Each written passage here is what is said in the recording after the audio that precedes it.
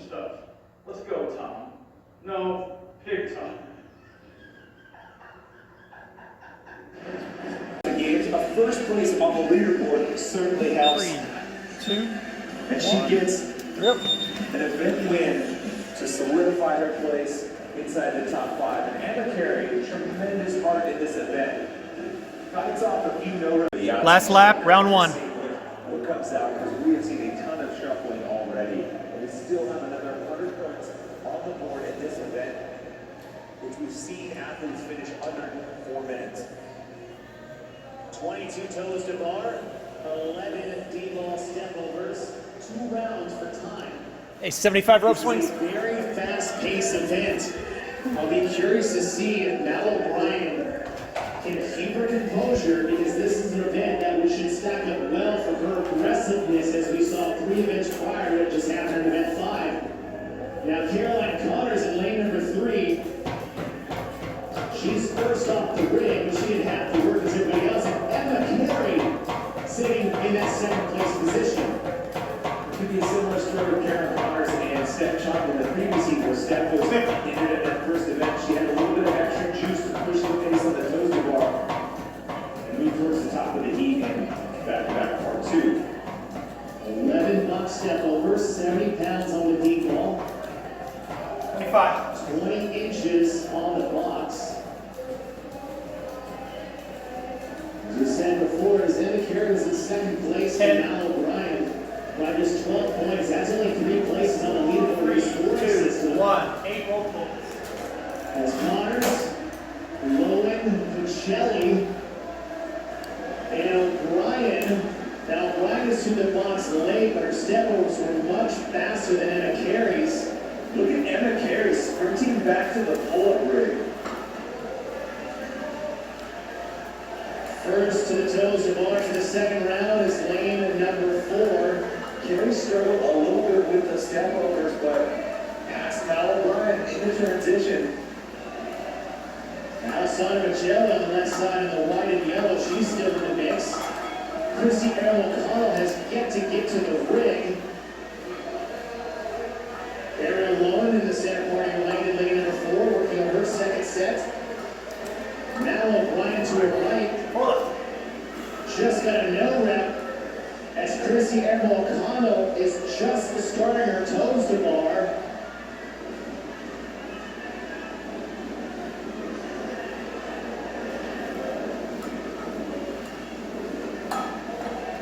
And the air for Mal O'Brien in lane number 5, but it's going to be Ariel Lowen.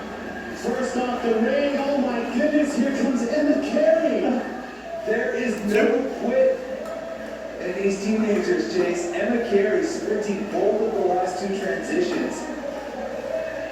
Carey's got a 1 rep lead on Ariel Lowen. Done with 2 reps, it's 11 total as Mal O'Brien walking slowly to her medball. Got our round 2. Weight range 70 pounds. Last lap, round 2. The entire way, but got a little squirrely on those boxes.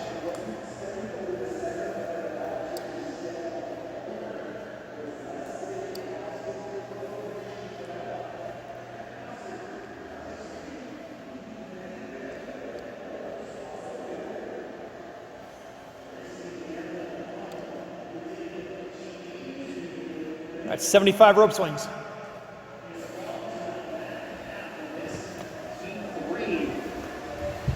And that's not even accounting for the times that we had in the first 2 heats. And what we thought happened in event 5 that we had all figured out just changed yet again for event number 6. And that's what makes these back-to-back events so intriguing. The ability to empty the tank, recover, empty it again. The recovery is such a big element at the CrossFit Games especially, but we also get tidbits of it here in terms of being able to repeat maximal efforts. And on the 3rd day here, it's proven to be just 25. cocktail onto the leaderboard. Kayla Vincentelli will round out. Repeat 3. But what a back-to-back finish. 10.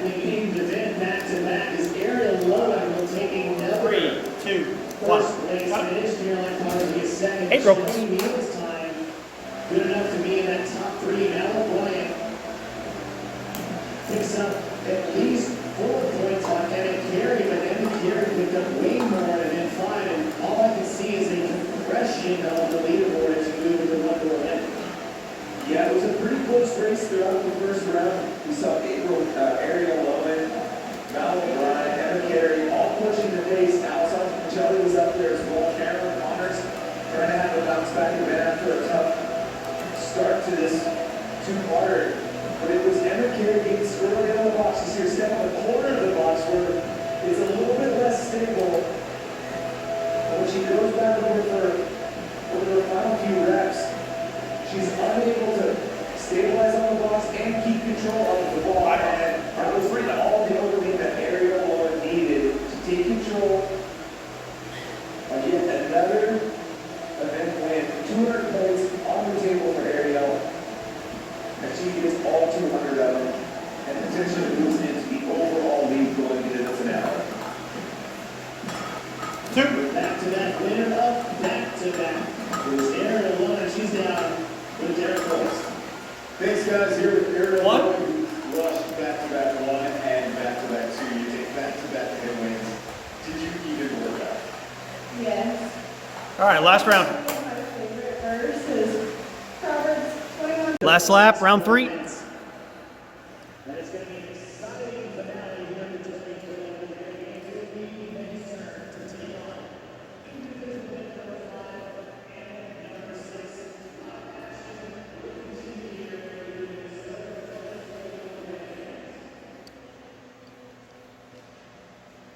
All right, 75 rope swings.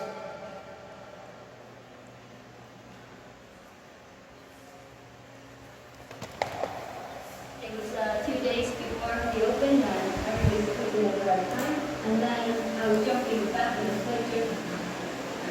And something looked in my knee and it was really uncomfortable. I contacted the doctor.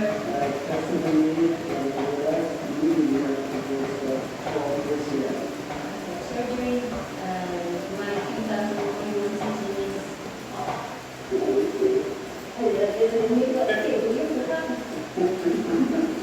so this happened, and now I should all of a sudden just sleeping and relax and nothing. That's not how I work. I just get a new project and I focus on that.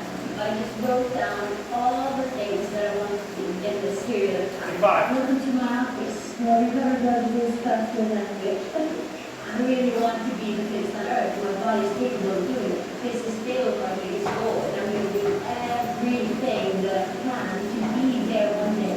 There's no other option in my head. 10. 3, 2, 1. Got it. All right, roll.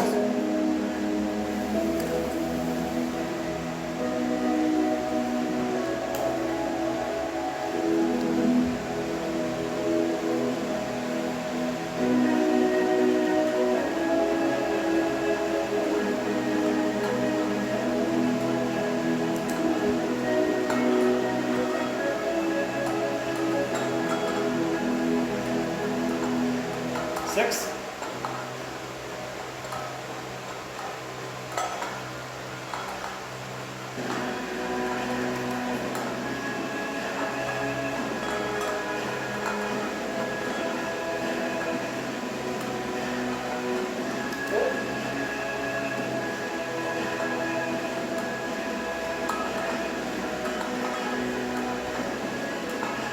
3.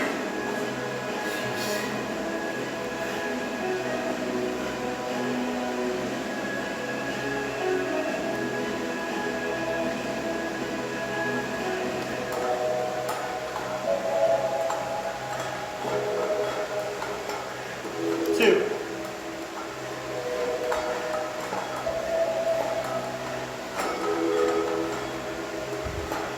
1.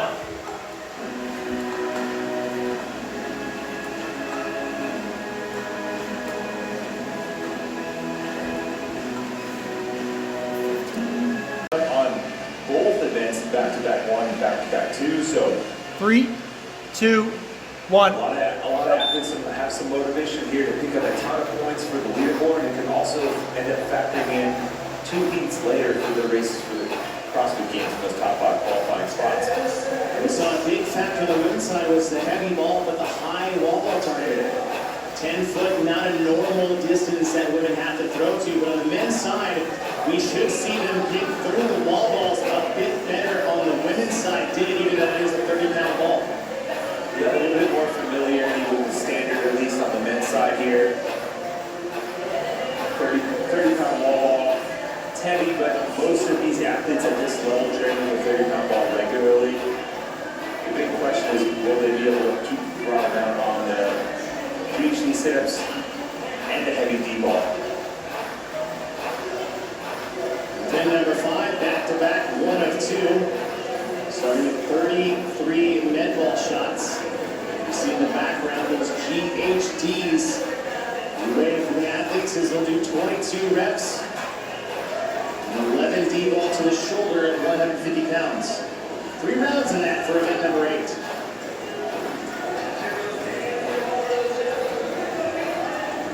And off the rig first in lane number 9.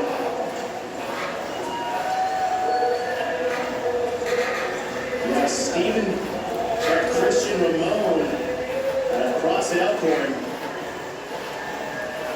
These 2 GHDs first, and here comes the rest of the field behind him.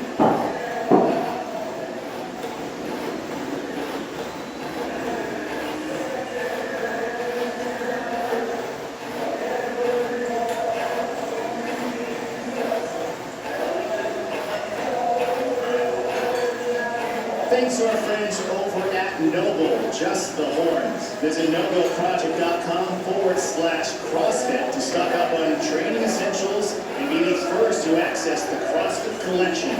Sign up for the Chipper, Noble's loyalty program, where CrossFit athletes can receive bonus points on their first purchase. 2 minutes in, event number 5.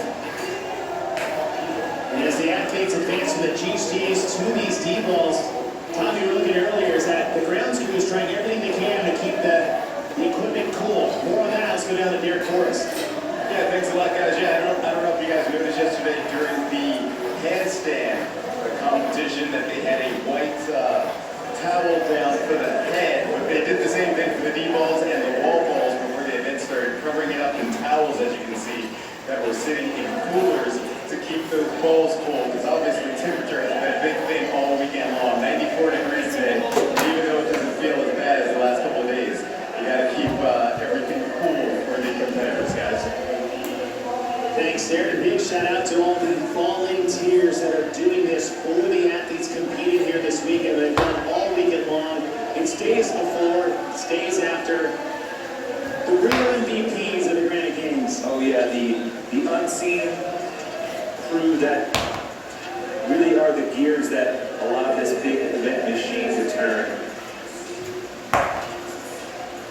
Dozens of athletes that volunteer their time to sit out here in the sun the entire day, do everything they can to put on a world-class event, support the athletes and sport that they love.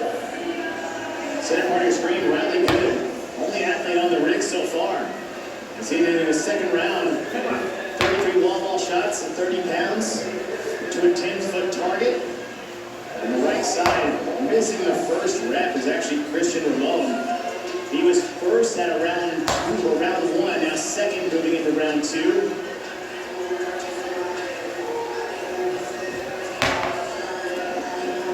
Five athletes on the rig, now make it 6.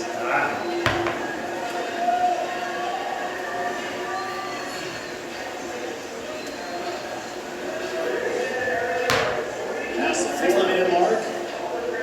Into the second round, 33 wall ball shots, 22 GHD sit-ups, 11 D-ball to or over the shoulder at 150 pounds. First to the rig after the first round. From lane number 6, Riley Good. So that'll be first off the rig, moving to those 22 GHD sit-ups.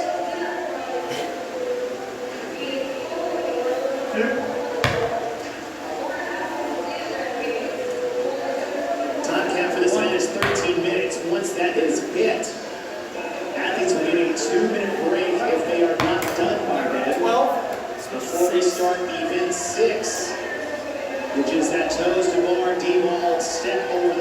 passes. As Christian Ramon just gets to his GHD. A good 10-15 reps behind Riley Good in lane number 6. We saw a similar story in the first heat of the women's division. The first athlete out of round 1 was not the first athlete to finish. Wasn't even the first athlete out of round 2. So Riley Good, Stephen Jones, able to maybe throttle back a little bit in that first round and be able to pick up the pace and move to in control of this heat in the later rounds. Riley Good in lane number 6 out of Crossing Impulse has moved up to his 11 D-ball to the shoulder. Over there in lane number 3, still have athletes that are on their second set of wall ball shots, as they are all well behind the rest of the field. All the D-balls in lane 6, it's Riley Good, and just joining him in lane number 9. On the far right side of your screen is Christian Ramon. As Ramon starts his first rep, over in lane number 6, Riley Good. That's just a handful left to go. So Ramon in the center screen, who was your early leader after round 1, still maintains his second overall. In the center lane in a black shirt, dark shorts. Riley Good advancing the Medball one more time. So he's done with 2 rounds and moving to his third and final set. 33 wall ball shots and a 30-pound ball. It looks like Regan has actually moved up into second as well. We haven't sent his name much this heat. Starting to pour it on here during these D-balls. He's actually opting for over-the-shoulder lift, gives himself a quick break, gets his hands right back on the ball. He's actually allowed him to outpace Christian Ramon, who seems to be fading a little bit. The athletes were given the option of over the shoulder or to the shoulder. Which one would benefit you or not? Yeah, I guess it kind of depends on cadence and familiarity. One thing about stabilizing at the shoulder, that's just an extra second while you're under tension. But it also allows you to drop it right in front of you, so in terms of transitions and cycling, that's an improvement there, so it's kind of a give and take. For an athlete, if you're used to just throwing it over, you have a breathing cadence where you can turn around and step right to it, then that might be the way to go. It's another one of those little options for athletes to kind of figure out what works best for them. Something to say about familiarity under fatigue. At this point in time, you kind of default back to what you're used to. And the technique for throwing it over the shoulder, Round 6. I don't know about you, but doing that ton of midline work with the GHDs, athletes as you fatigue tend to overarch a little bit, puts a little bit extra strain on that midline when you're stretching those abdominals. When you mix with midline work, I tend to like to just keep it on the shoulder and not overarch. Maintain a little bit better posture through the midline. Just like Christian getting down to his second round, Riley Good in lane 6 is taking a big break. It's just to his right, Gunnar Reagan is moving to second overall in this heat. And in the air for Riley Good.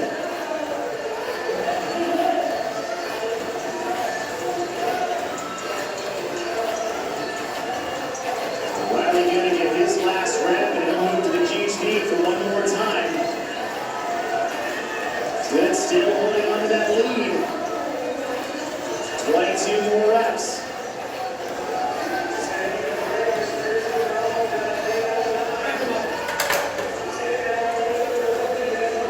Riley Good at cross impulse. Alone on his third and final set of GHD sit-ups.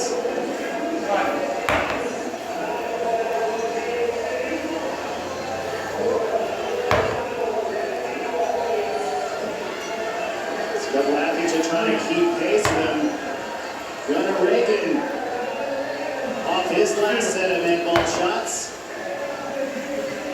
As he'll make his way to the GHD.